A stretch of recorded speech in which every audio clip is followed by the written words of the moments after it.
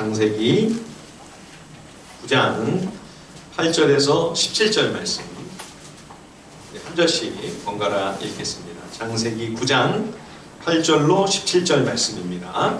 하나님이 노아와 그와 함께한 아들들에게 말씀하여 이르시되 내가 내 언약을 너희와 너희 후손과 너희와 함께한 모든 생물 너희와 함께한 새와 가축과 땅의 모든 생물에게 세우리니 방주에서 나오는 모든 것 곧 땅의 모든 짐승에게니라. 내가 너희와 언약을 세우리니 다시는 모든 생물을 홍수로 멸하지 아니할 것이라. 땅을 멸할 홍수가 다시 있지 아니하리라. 하나님이 이르시되 내가 나와 너희와 및 너희와 함께하는 모든 생물 사이에 대대로 영원히 세우는 언약의 증거는 이것이니라. 내가 내 무지개를 구름 속에 두었나니 이것이 나와 세상 사이의 언약의 증거니라. 내가 구름으로 땅을 덮을 때에 무지개가 구름 속에 나타나면 내가 나와 너희와 및 육체를 가진 모든 생물 사이에 내 언약을 기억하리니 다시는 물이 모든 육체를 멸하는 홍수가 되지 아니할지라. 무지개가 구름 사이에 있으리니 내가 보고 나 하나님과 모든 육체를 가진 땅의 모든 생물 사이에 영원한 언약을 기억하리라. 하나님이 노아에게 또 이르시되 내가 나와 땅에 있는 모든 생물 사이에 세운 언약의 증거가 이것이라 하셨더라. 아멘. 오늘 노아 홍수에 관하여 주님의 말씀을 듣고자 합니다. 지난 금요일에 창세기 6장을 살펴보면서 왜 하나님께서 그렇게 진노하셨는가? 그 대목을 우리가 함께 생각했죠. 세상을 창조하셨을 때는 얼마나 하나님이 기뻐하고 흡족해 하셨습니까? 그 완성도 높으신 하나님이 보시기에도 참 좋았다. 그렇게 평가하실 만큼 참 아름다운 세상이었습니다.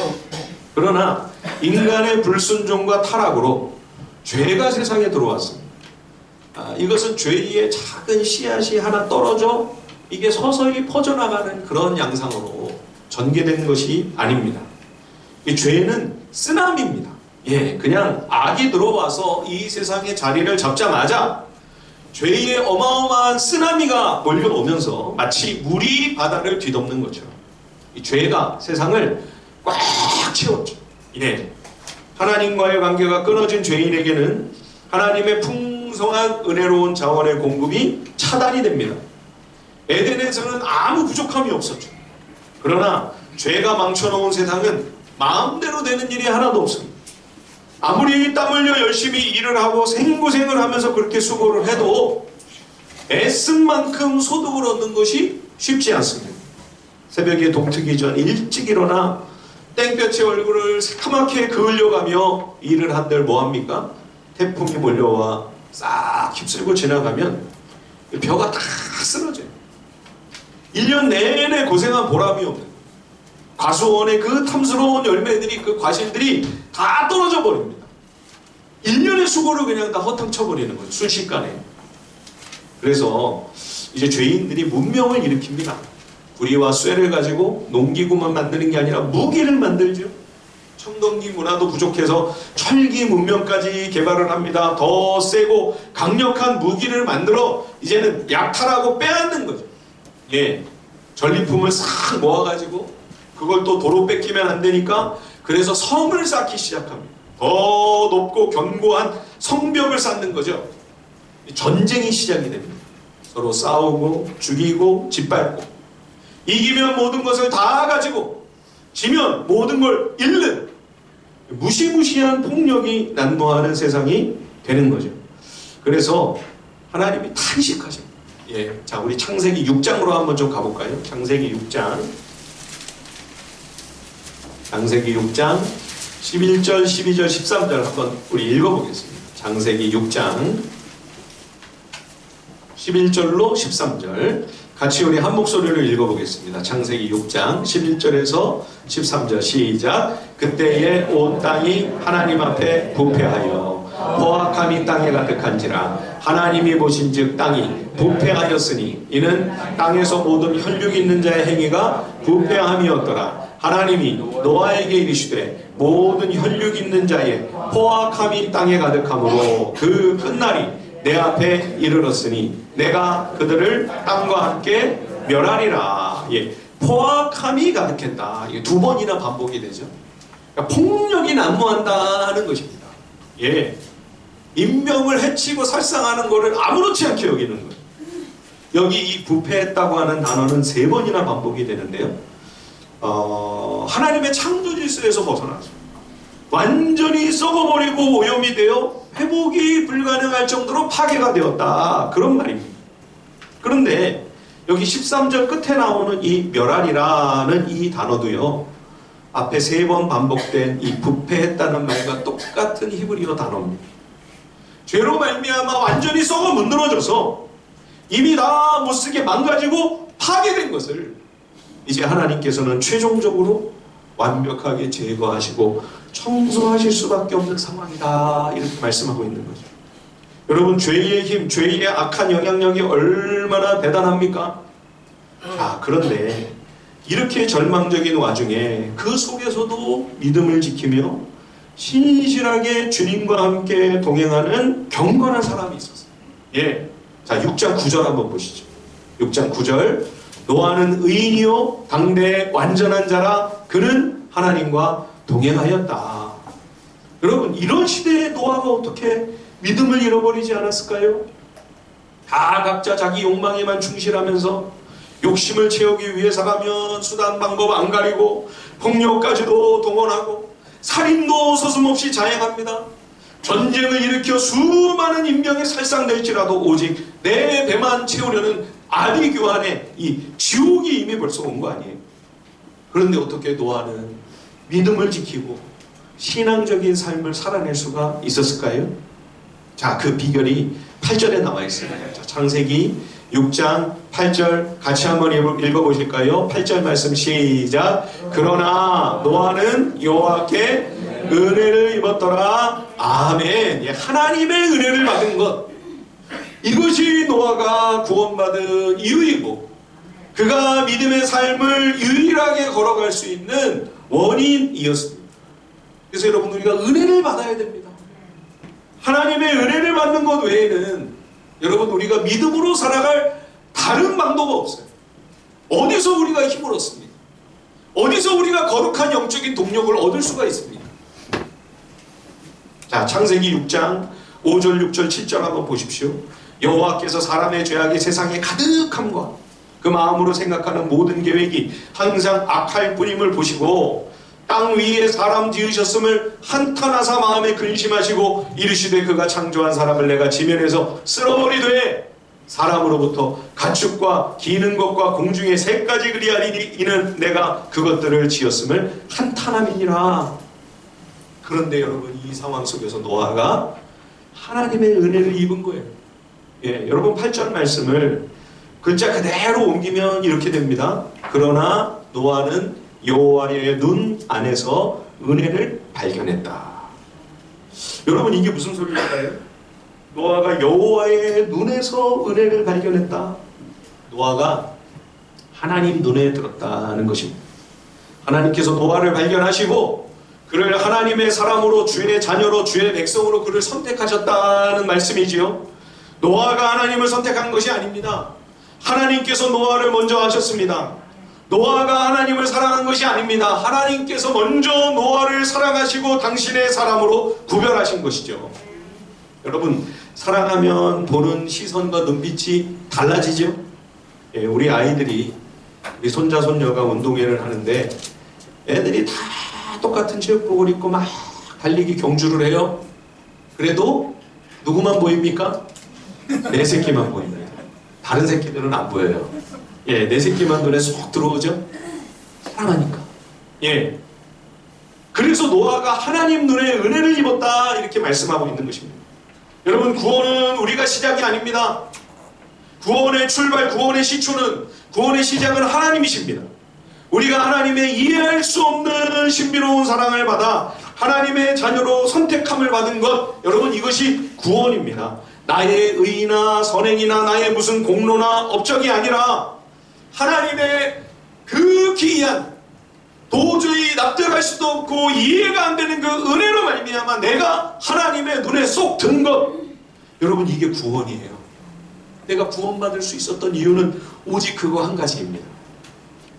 노아가 오랜 세월 하나님의 명령을 따라 방주를 준비를 했습니다. 그래서 노아의 식구들과 방주에 들어온 이 생명들만 대홍수에서 살아남게 되죠. 노아가 준비한 이 큰 선박을 성경이 방주라고 합니다. 그래서 우리가 노아의 방주 그러는데요. 한자어죠. 방주, 네모난 배, 네모진 배 이런 뜻입니다.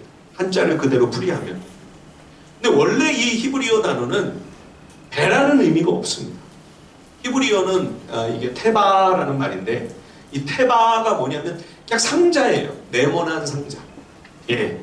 이 단어가 어디에 또 나오냐면 이제 모세에 묻힌 요게벳이 도저히 이 아이를 더 이상은 숨길 수가 없어서 갈대를 엮어가지고 물이 안 들어오게 역청으로 방수 처리를 하고 이 갈대 상자에 아기를 태워서 나일 강물 위에 띄워보내죠.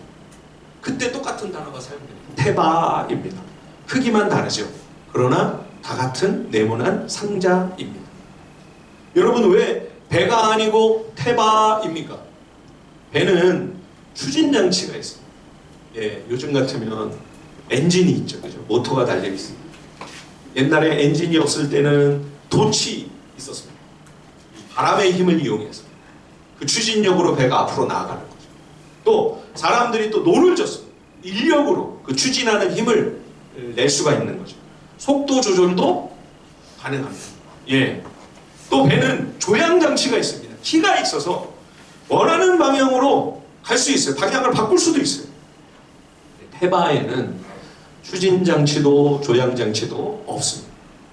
바람 부는 대로, 물결 흐르는 대로 그냥 거기에 맡겨야 되는 거예요.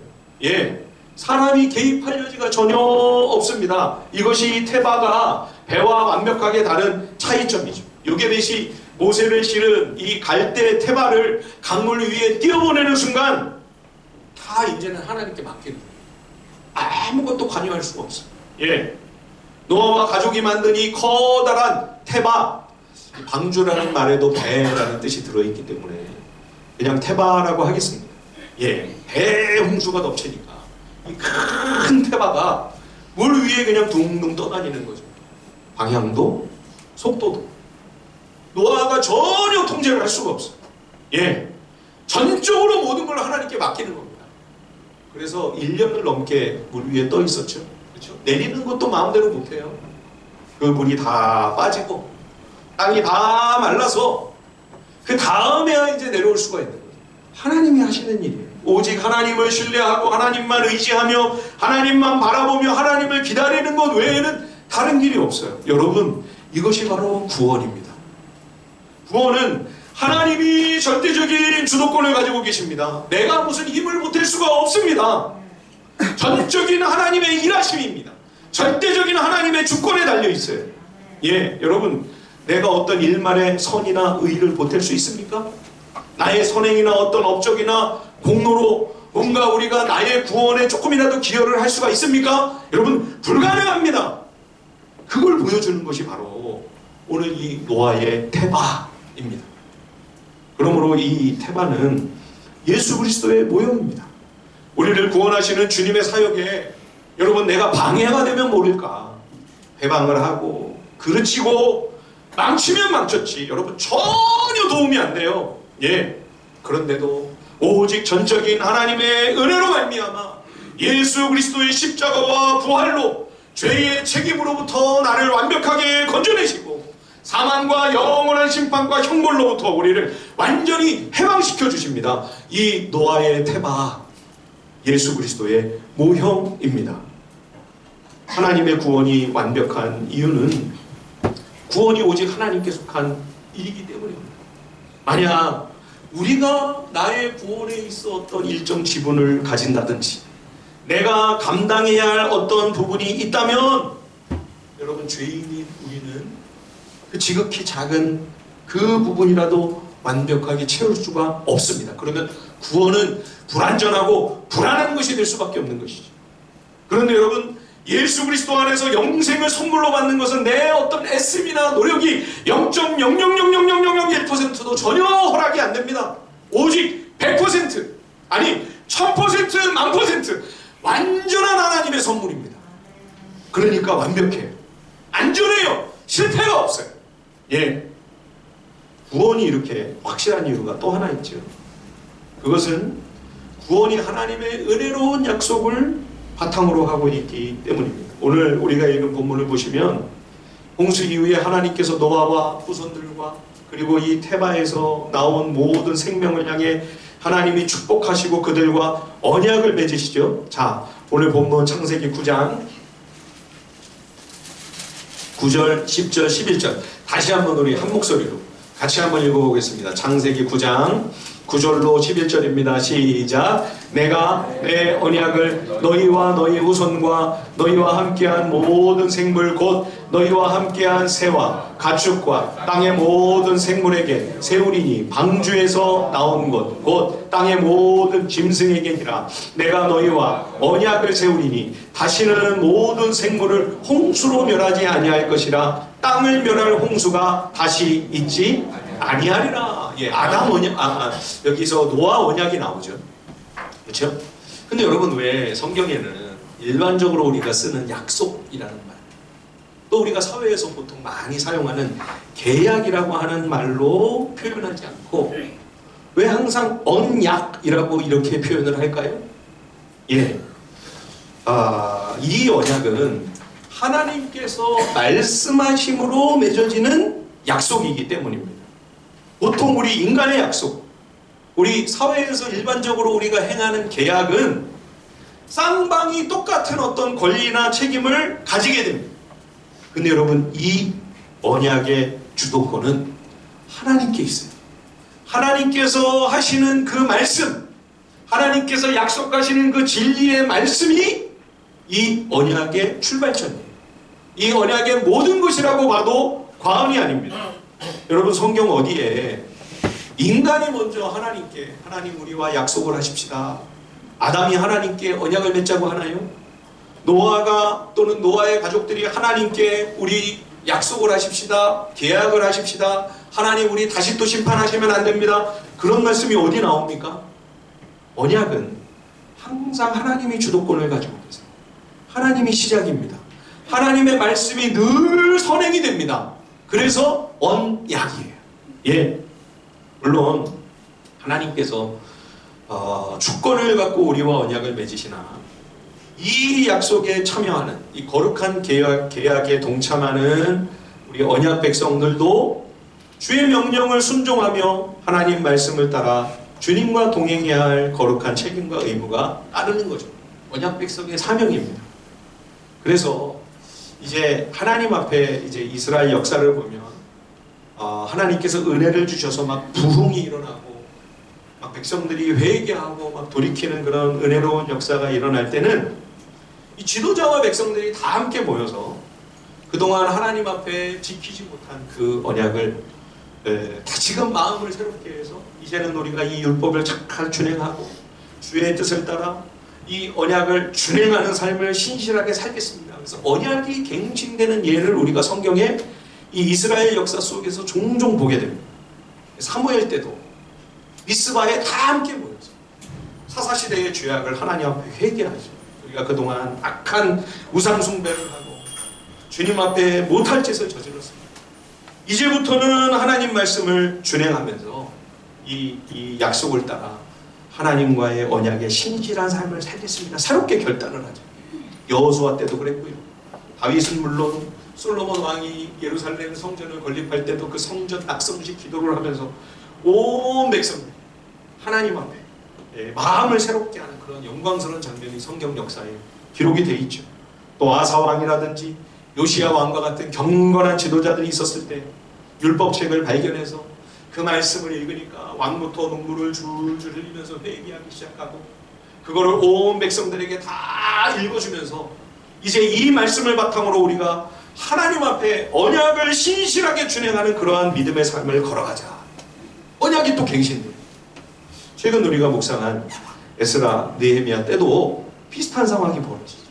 지도자들이 아니 돌아온 지 얼마가 됐다고 가난한 백성들을 막 착취하고 노예로 삼고 그래서 이에 대해 하나님 앞에 철저히 회개하고 또 무분별하게 이방인들과 막 섞이고 결혼을 하면서 또 우상숭배의 위험으로 치닫는 그 모든 악을 하나님 앞에 돌이키면서 이러한 죄를 올바로 잡고 그 모든 것을 청산하는 그런 과정들을 우리가 목격을 할 수가 있지요.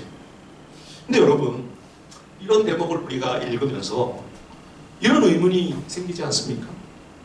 인간의 약속은 물론 한동안 지속이 되겠으나 얼마 지나지 않아 또 시들해질 거예요. 그렇죠? 그 역사의 반복이잖아요. 이스라엘 백성들.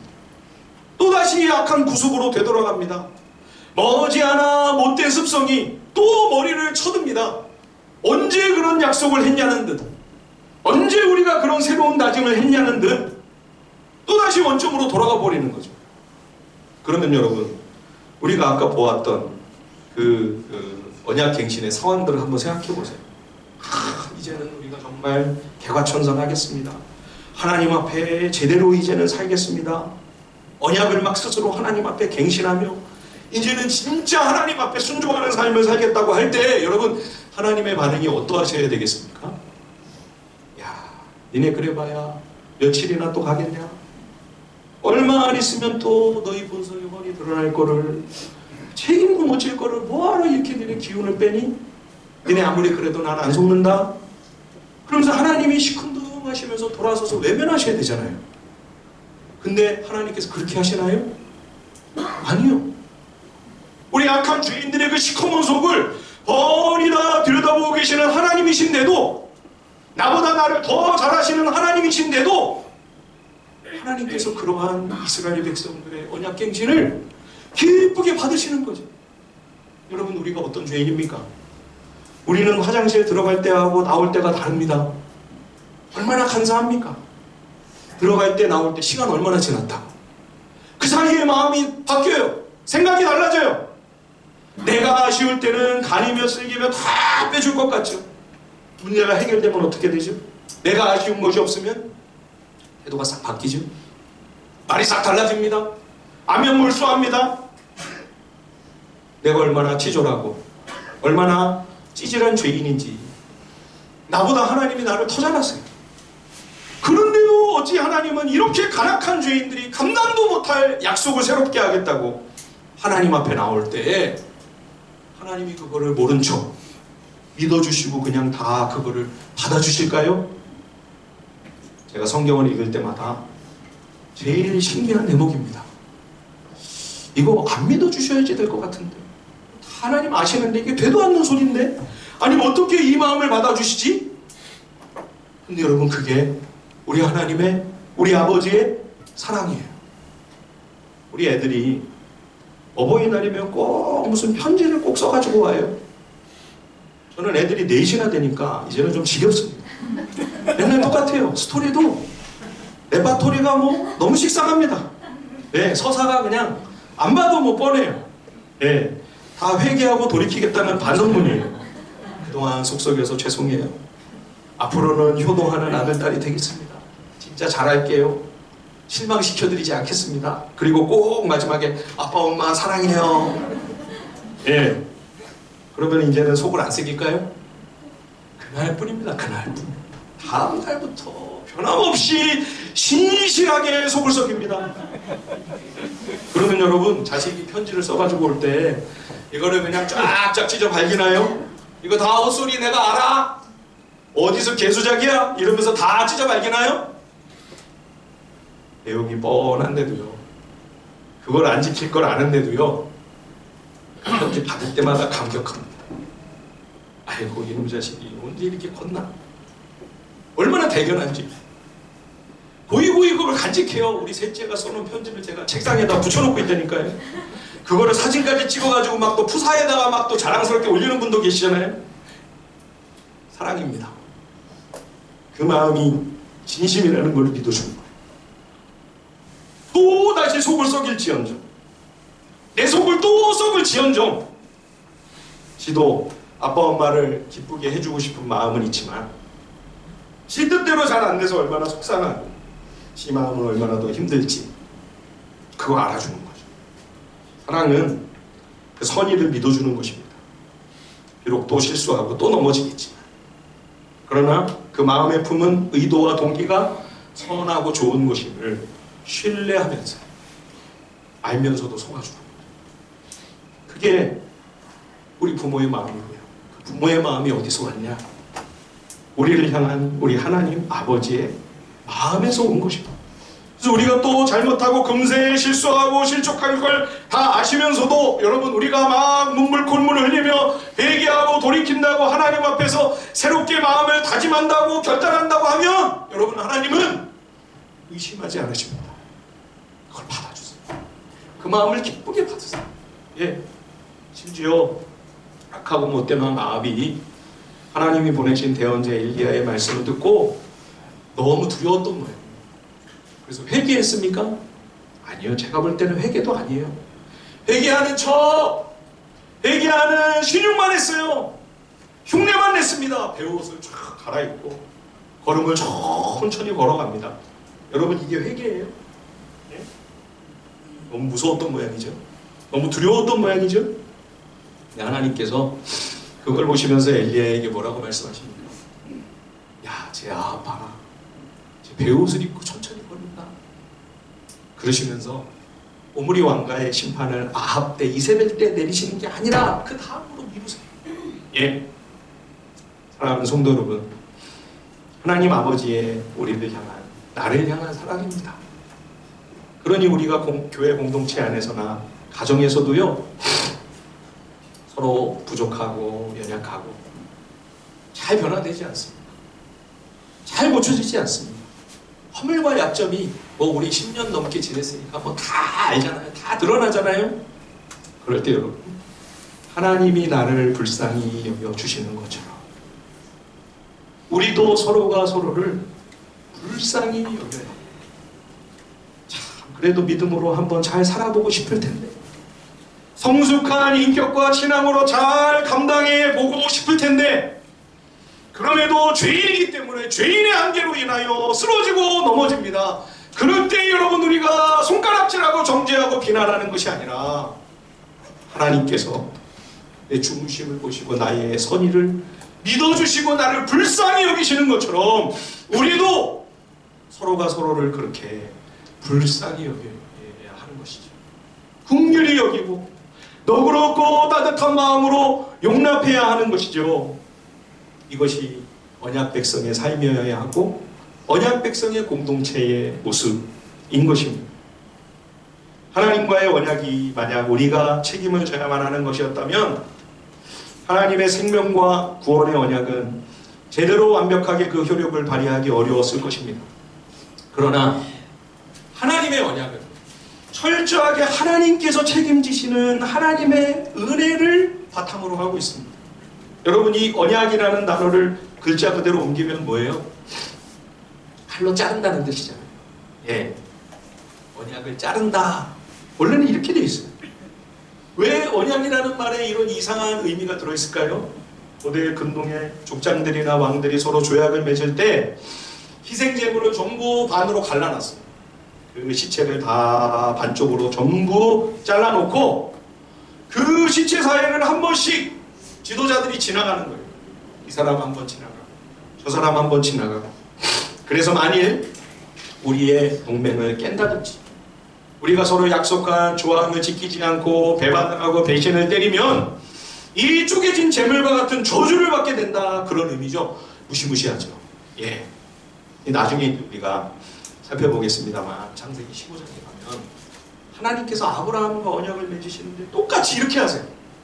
희생제물을 전부 반으로 쫙 잘라놓고 쪼개놓고 그러면 아브라함 한번 지나가고 하나님이 한번 지나가셔야 되잖아요.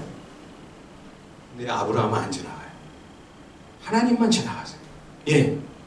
그런데 하나님이 내가 아브라함과 언약을 맺었다. 여러분 아브라함은 왜 안 지나갔을까요? 근데 어떻게 하나님과 아브라함의 언약이 성립이 됐을까요? 노아의 태바를 통하여 노아와 그 식구들이 구원을 받을 때 전적인 하나님의 은혜로 생명과 건짐을 받았던 것처럼 하나님의 이 언약에 있어서도 우리는 하나님의 은혜를 통해 구원받는다는 것을 이 언약을 자르는 예식이 보여주는 거예요. 아브라함이 여러분 지나간다고 아브라함이 그 약속을 지킬 수 있습니까? 지나가도 못 지켜요. 지나가나 마나요. 죄인이기 때문에. 그래서 아예 지나가지 않도록 하시는 겁니다. 그러면서 하나님이 지나가시고 내가 아브라함과 언약을 맺었다. 무슨 말입니까? 하나님이 다 책임을 지신다는 거예요. 죄인이 실수하고 넘어지고 악을 행하며 하나님 앞에 잘못한 그 모든 것에 대한 그 뒷감당을 내가 다 하겠다. 그 책임은 내가 지고 그 저주는 내가 다 받겠다. 그쪽에서 죽임을 당한 그 희생제물, 그 제물이 바로 십자가에 달리신 우리 주 예수 그리스도입니다. 예수 그리스도의 그 십자가의 피와 희생이야말로 언약의 중심입니다. 언약의 기초입니다. 이것이 언약의 핵심입니다. 하나님께서 노아와 그리고 그 가족들과 모든 생명을 축복하시면서 언약을 맺으실 뿐만 아니라 언약의 증표를 보여주시죠. 자, 우리 오늘 본문 창세기 9장 13절, 14절, 15절 같이 한번 읽어볼까요? 13절에서 15절 다 같이 시작. 내가 내 무지개를 구름 속에 두었나니 이것이 나와 세상 사이에 언약의 증거니라. 내가 구름으로 땅을 덮을 때 무지개가 구름 속에 나타나면 내가 나와 너희와 및 육체를 가진 모든 생물 사이에 내 언약을 기억하리니 다시는 물이 모든 육체를 멸하는 홍수가 되지 아니할지라. 아멘. 여러분, 대홍수로 온 세상이 다 생명이 다 없어졌어요. 그렇죠? 무시무시한 과정을 지나왔습니다. 그러니 비록 살아났다 할지라도 노아와 식구들이 어땠겠어요? 비만 오면 비가 오늘 왔는데 내일도 비가 안 그쳐요? 그럼 무슨 생각이 들었을까요? 또 하나님이 진노하셨나? 그런 마음 때문에 두렵지 않았을까요? 엄청난 트라우마가 있었을 것입니다. 그래서 하나님께서 비갠 뒤에 무지개를 통해 위로해 주십니다. 안심하게 해주시는 거예요. 내가 다시는 물로 이 땅을 심판치 않는다. 예, 무지개가 그 하나님의 사랑과 긍휼과 신실하심의 증거입니다. 예, 이 무지개가 이후에도 성경 끝때까지 나옵니다. 예, 에스겔 1장 28절에 보면 그 사방 광채의 모양은 비오는 날 구름에 있는 무지개 같으니 이는 여호와의 영광의 형상의 모양이라. 내가 보고 엎드려 말씀하시는 이의 음성을 들으니라. 에스겔 때는 언제입니까? 유다가 바벨론에 의해서 완전히 멸망한 다음입니다. 에스겔과 많은 백성들이 바벨론 포로로 끌려갔어요. 그 사로잡혀간 땅에서 하나님께서 주신 말씀이 에스겔이에요. 그런데 에스겔이 환상 중에 여호와의 영광스러운 임재를 대면하게 되는데 그 하나님의 임재가 포로로 끌려가 있는 이스라엘 백성 가운데 함께 와 계시는 거죠. 예. 그리고 그 영화로운 하나님의 임하심 가운데 하나님의 보좌에 그 무지개가 펼쳐져 있는 모습을 발견합니다. 악한 우상 숭배와 반역으로 성전이 다 파괴되고 불타고 나라가 다 망해서 전쟁 포로가 되어 노예가 된 상황이에요. 그런데 하나님께서 그 땅 가운데 임재하셔서 하나님의 보좌에 무지개가 펼쳐져 있는 모습을 보여주시는 거예요. 내가 너희를 포기하지 않았다. 아직. 내가 너희를 끝까지 버리지 않는다. 결국 하나님께서 이스라엘을 다시 고향으로 돌려보내시고 성전을 재건해 주시죠. 예. 계시록 4장에도 사도 요한이 하늘에 활짝 열린 문을 통해 하나님 나라의 그 보좌에 앉으신 여호와 하나님의 그 영광스러운 모습을 목격하게 됩니다. 그때에도 하나님의 보좌에 무지개가 둘려 있어요. 예, 오늘 이 16절에 내가 너희와 영원한 언약을 맺는데 너희가 그 무지개를 볼 때마다 나의 약속을 기억할 것이다. 이게 그냥 과장이 아니에요. 예, 무지개가 영어로 레인보우죠, 레인보우. 예, 그러니까 비가 만든 활이라는 뜻이죠. 근데 여러분, 이스라엘 사람들은요, 무지개를 레인보우라고 하지 않고요, 그냥 보우라고 해요. 예, 그래서 사실 우리는 무지개라고 지금 번역이 되어 있지만 히브리어 성경으로 보면 무지개라는 말이 없습니다. 활이라고 되어 있어요. 예. 그래서 영어 성경을 보면 어떤 영어 성경에는 뭐 대부분의 영어 성경들이 레인보우라고 해놨지만 그냥 영어로 보우라고 이 무지개의 이 단어를 히브리어 퀘세트가 이게 활이니까 그냥 보우라고 글자 그대로 번역을 해놓은 영어 역본들이 있습니다. 실제로 무지개의 모습이 활과 비슷하죠. 그렇죠? 이게 무슨 얘기냐면 왜 하나님이 이 무지개를 언약의 증거로 삼았는가? 활은 무기잖아요. 살상 무기지 않습니까? 무시무시한 고대의 무기죠. 그렇죠? 하나님의 활을 하늘에 걸어놓으셨다. 심판의 활을 하늘에 걸어두심으로 이제는 내가 심판을 거두고 심판을 내리지 아니하고 은혜를 내려주신다. 이 약속의 증표로 하늘에다가 걸어두신 활, 이게 무지개라는 겁니다. 제가 무지개 사진을 가지고 왔어요. 네, 이런 무지개는 우리도 가끔 보는데 제가 사진을 좀 찾아보다 보니까 우리가 잘 못 보는 무지개 사진이 있더라고요. 이렇게 동그란 무지개는 잘 못 보셨죠, 그죠? 예, 우리가 땅이 조그맣다 보니까 이런 넓은 평지에서 나타나는, 이 보세요. 이 캐나다의 엘버타라는 도시인데 진짜 활 같죠? 그렇죠? 예. 여러분 만약에 이 활이 방향이 거꾸로 이렇게 돼 있으면 어떻게 되는 겁니까? 하나님께서 아직도 활을 쏘시려고 시위를 당기고 계신지 모르잖아요. 활이 밑으로 우리를 향해 있지 아니하고 위를 향해 있어요. 화살이 어디를 향하고 있는 겁니까? 하나님을 향해 있는 거죠. 하나님께서 그 모든 죄에 대한 책임과 그 저주를 하나님이 친히 감당하시. 예, 그런 위로의 메시지가 이 안에 담겨 있는 것입니다. 예, 이렇게 완전히 동그란 이 반원형의 이 무지개는 저는 잘 못 본 것 같아요. 여러분 보신 일 있습니까?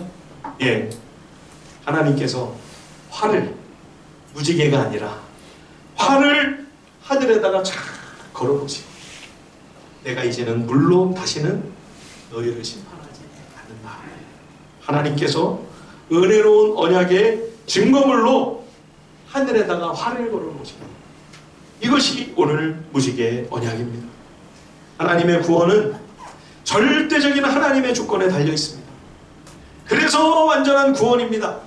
하나님의 생명 언약도 오직 예수 그리스도의 그 십자가 은혜 위에 서 있기 때문에 완벽할 수가 있는 것이죠. 우리가 그렇게 하나님의 사랑을 받아 하나님 눈에 쏙 든 주의 거룩한 언약 백성이 되었으니 이제는 이 언약의 말씀을 따라 주님과 동행하는 우리 주님의 깊은 사랑을 받는 우리 하늘비전 식구들이 다 되실 수 있게 주님의 이름으로 축원드립니다. 이 시간 함께 주신 말씀